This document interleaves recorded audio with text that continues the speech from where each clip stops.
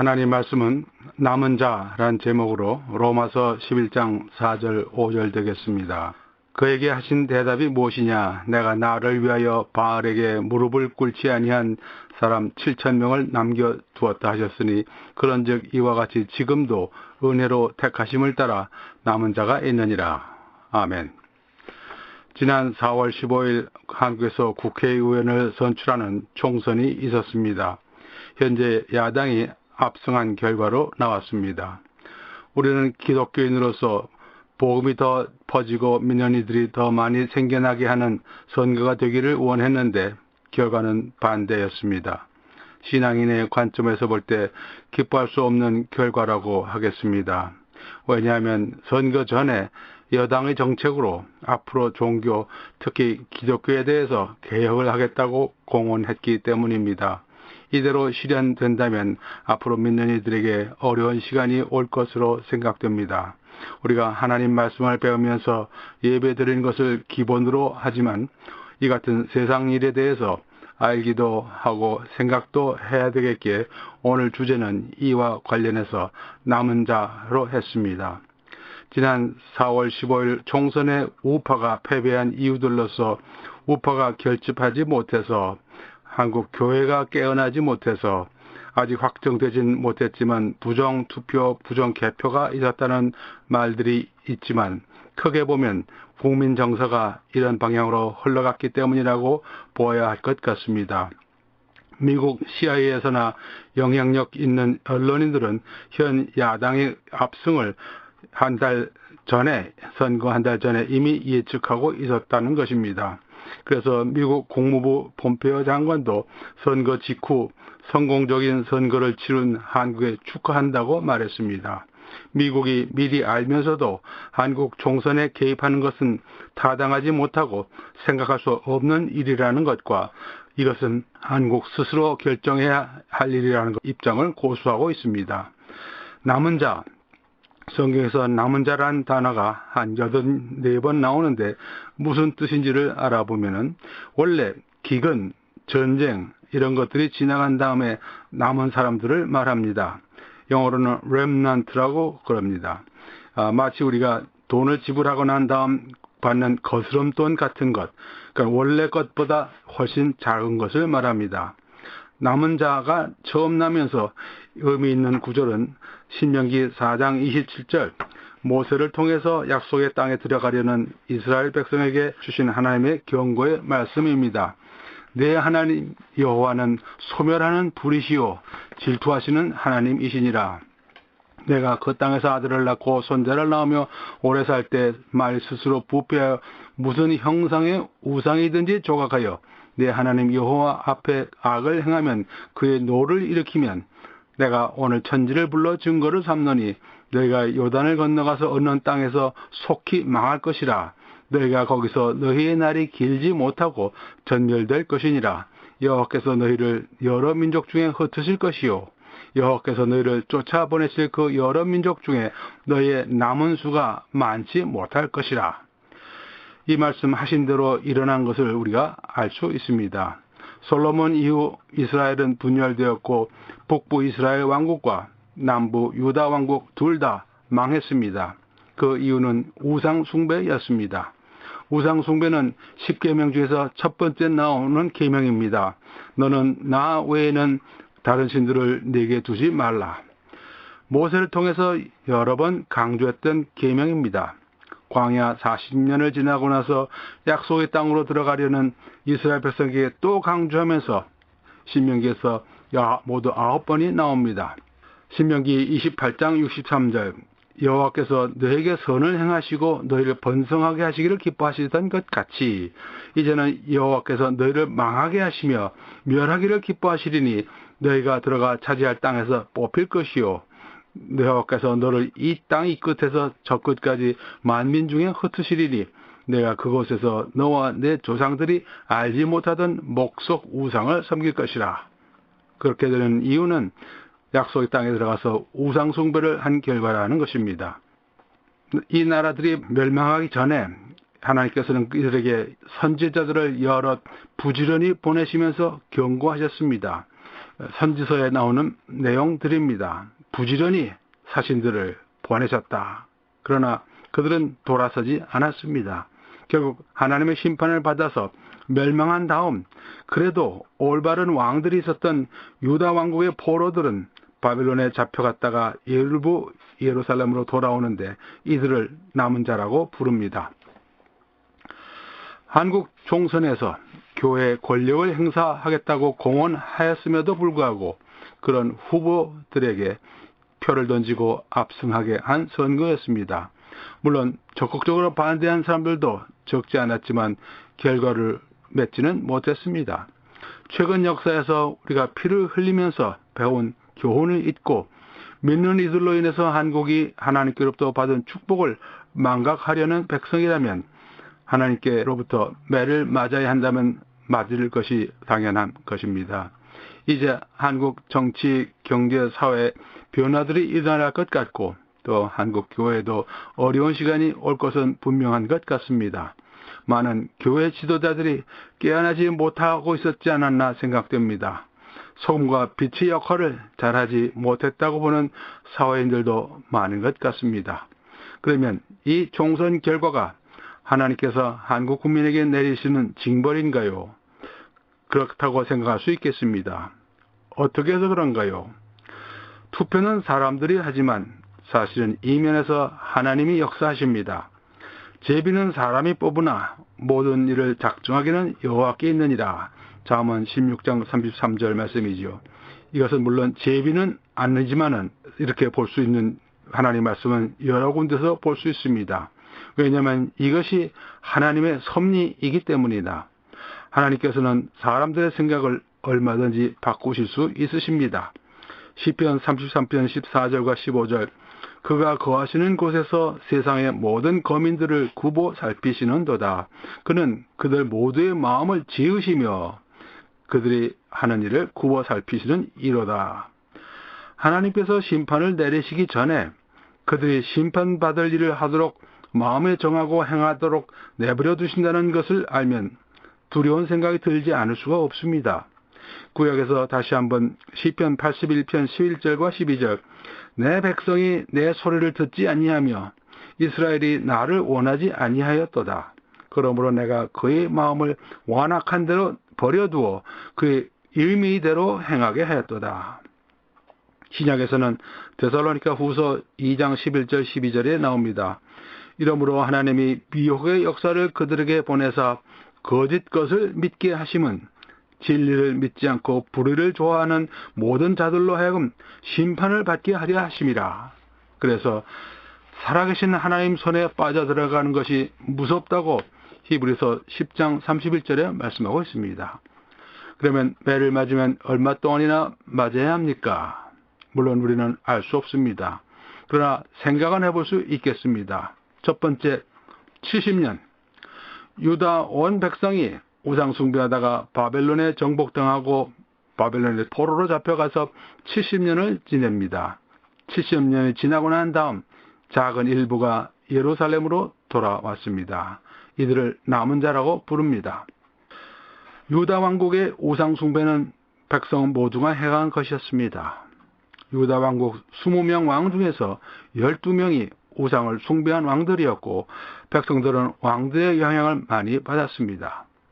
북부 이스라엘의 19명 왕 중에서 우상 숭배하지 않은 왕은 하나도 없었는데 이스라엘 왕국의 백성들은 망해서 아수르의 포로가 되어서 흩어진 다음 돌아온 남은 자가 있었다는 기록이 없습니다.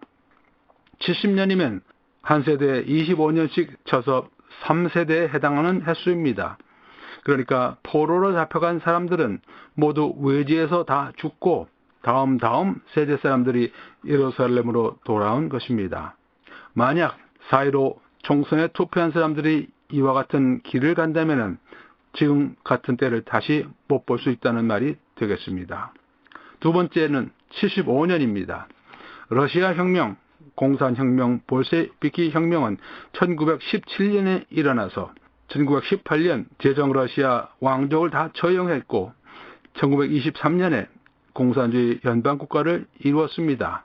러시아의 대중, 즉 농민들과 노동자들이 반기를 들고 일어나 혁명에 참여하였습니다. 하나님이 없다고 하는 공산주의는 결국 망해서 고르바체프가 1991년 12월 25일 사임하면서 소련 연방은 해체되고 포로 러시아가 되었습니다. 여기에 걸린 시간이 75년입니다. 만약 한국이 이와 같이 총선을 출발점으로 하여 공산화의 길을 가기 시작한다면 70년이나 75년 후에 깨닫고 돌아 나오게 될지도 모른다고 생각할 수 있습니다.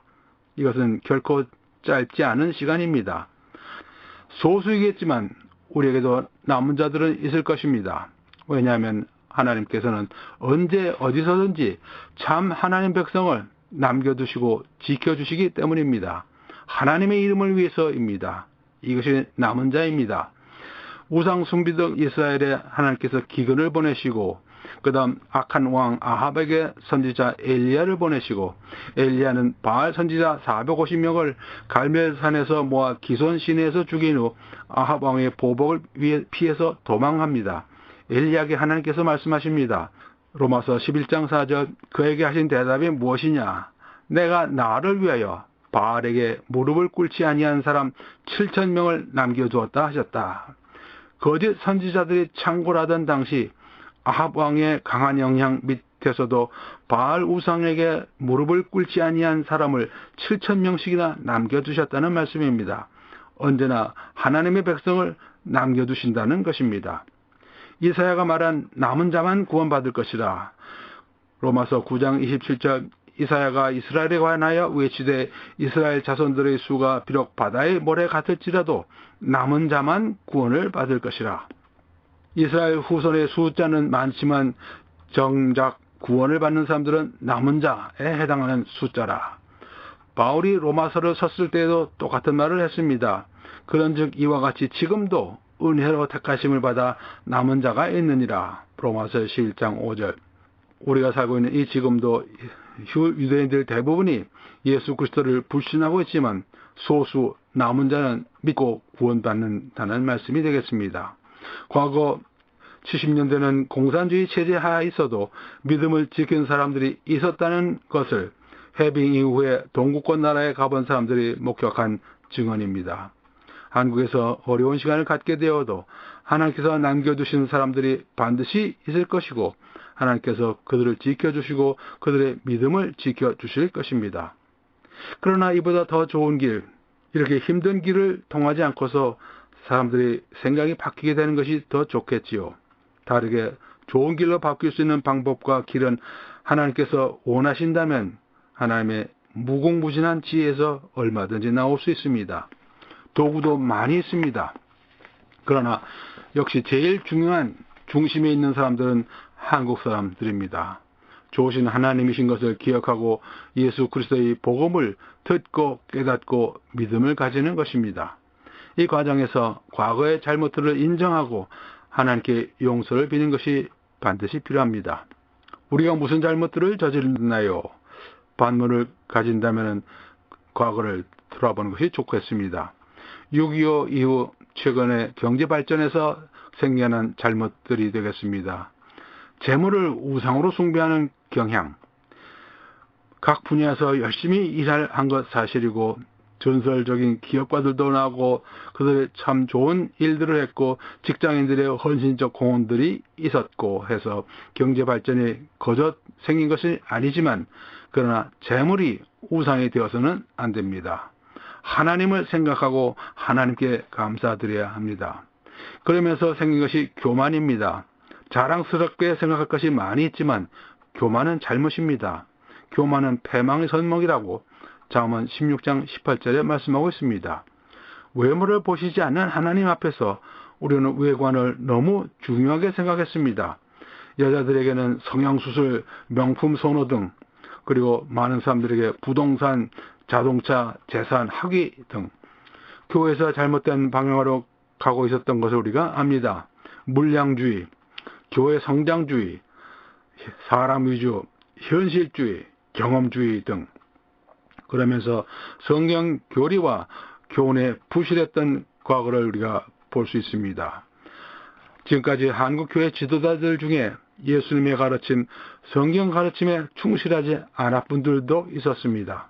사회적으로는 존경받았지만 비성경적 내용을 말이나 글로 또 행동으로 보여준 분들이 있습니다.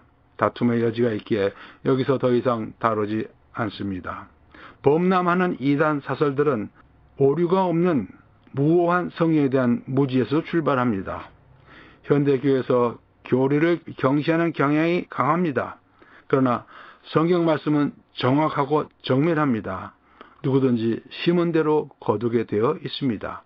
이제 다시 하나님 아버지께로 나아가서 우리 믿는 이들의 잘못을 열거하고 용서를 빌고 지켜주시기를 기도드리는 길밖에 없게 되었습니다. 다시 한번 앞으로 정부는 어떤 모양으로든지 교회에 간섭하는 일이 생기지 않기를 바랍니다. 다 같이 기도하시겠습니다. 하나님 아버지께서 저희 한국민족을 사랑하시는 줄을 알고 감사드리옵나이다. 헌신적 선교사들을 보내주셔서 예수님의 십자가 복음을 우리 민족에게 전하게 해주신 자비하신 사랑에 감사드립니다. 그들을 통해서 하나님의 사랑을 받게 하신 많은 크리스찬들로 인해서 감사를 드립니다. 또 많은 교회를 세울 수 있도록 인도해 주시고 필요한 사역자들과 섬기는 이들을 보내주셔서 감사드립니다. 그들이 사역을 도와주시고 믿는 일이 생겨나고 자랄 수 있도록 교회 바깥 여러 가지 사역을 허락해 주심에 또한 감사드리옵나이다. 이제는 사랑을 받은 저희들로서 선교사 해외 팔송을 할 수 있도록 도와주시는 은혜 감사드리옵나이다. 지금은 세상에서의 권력을 가지도록 선출된 국회의원들을 포함하여 각급 정치 지도자들을 위해서 기도드립니다. 그들이 살아계신 하나님의 실제를 알게 되기를 기도드립니다. 그들이 가지게 되는 권력과 권세는 모두가 하나님께로부터 나온 것이고 어떻게 쓰든지 하나님 앞에서 각자 행한 일 그대로 짓고 하는 날이 오고 그 행한 대로 상을 받기도 하고 벌을 받기도 한다는 것을 알게 되기를 기도드립니다.